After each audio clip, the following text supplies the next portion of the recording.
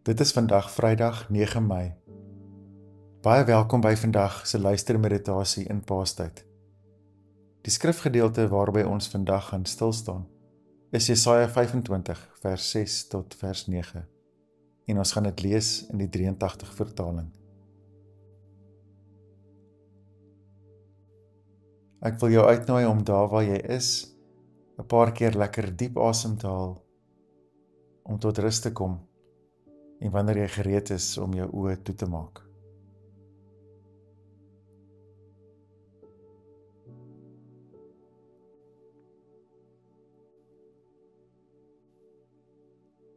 Luister fyn na alles wat om jou gebeur. Raak bewus van die geluide wat ver is. Raak bewus van dit wat om jou gebeur.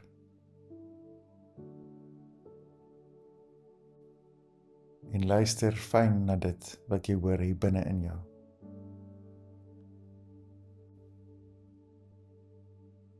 Raak bewus van al die emosies, gedagtes wat nou na die oppervlak kom.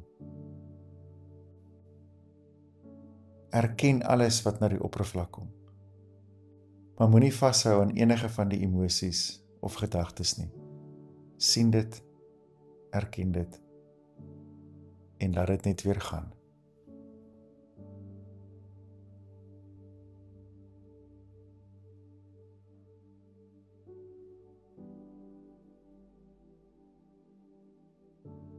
Gee jouself oor aan die Gees van God en vertrou alles wat jy dink en voel aan hom toe.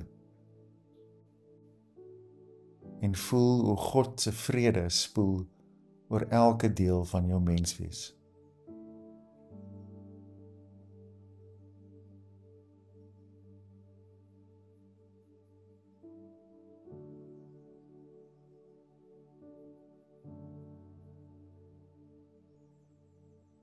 Bid saam met my hierdie gebed. Here, ek dors en ek smag na U, want U troue liefde is meer werd as die lewe. U is en was vir my nog altyd tot hulp. En in die skadu van die vlerke vind ek my diepste vreugde. Hier is ek, Here, ek luister.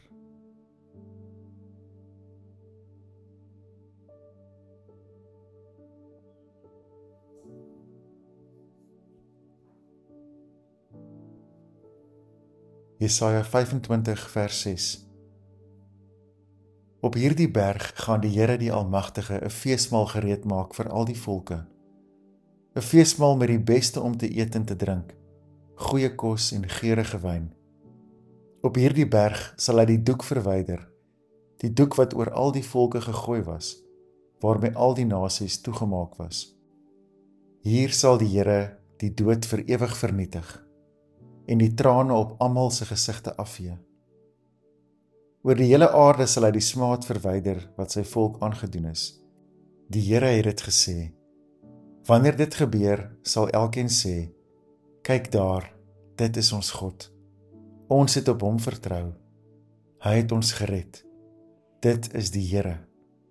Ons het op hom vertrou. Laat ons bly wees en juig, omdat hy ons gered het.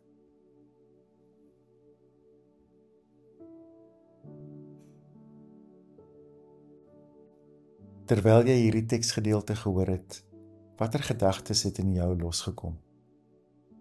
Watter woord of gedagte het met jou gepraat?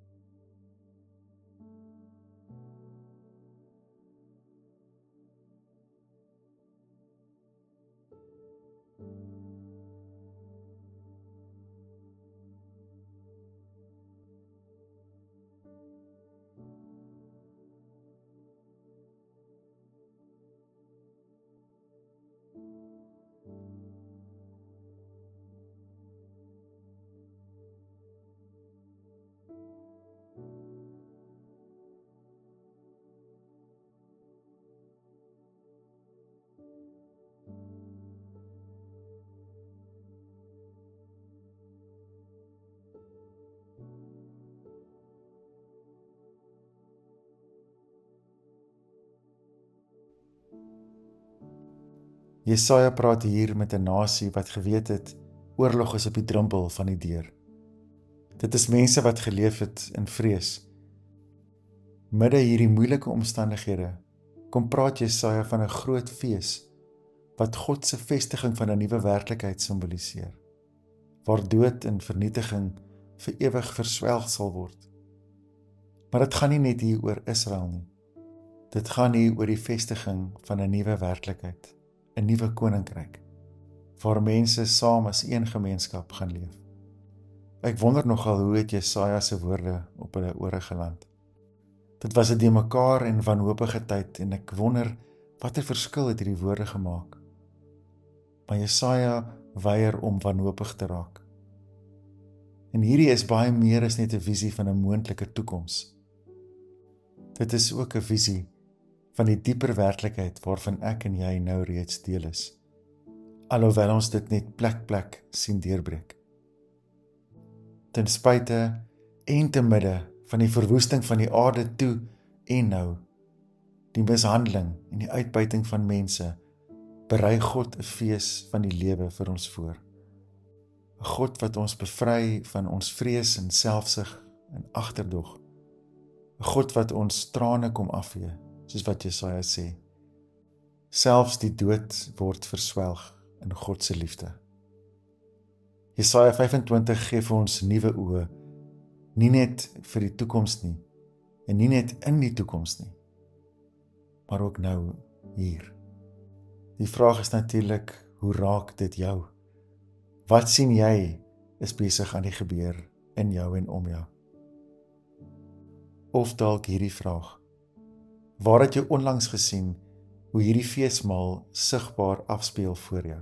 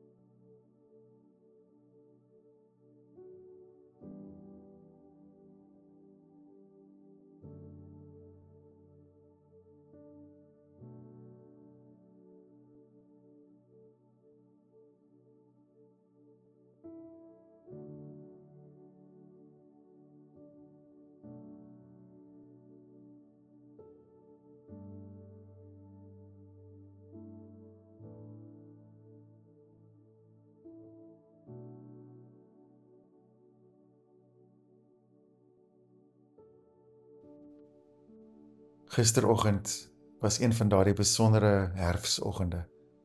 Fris, stil. Nie die klanke van voëls soos die dag wakker word.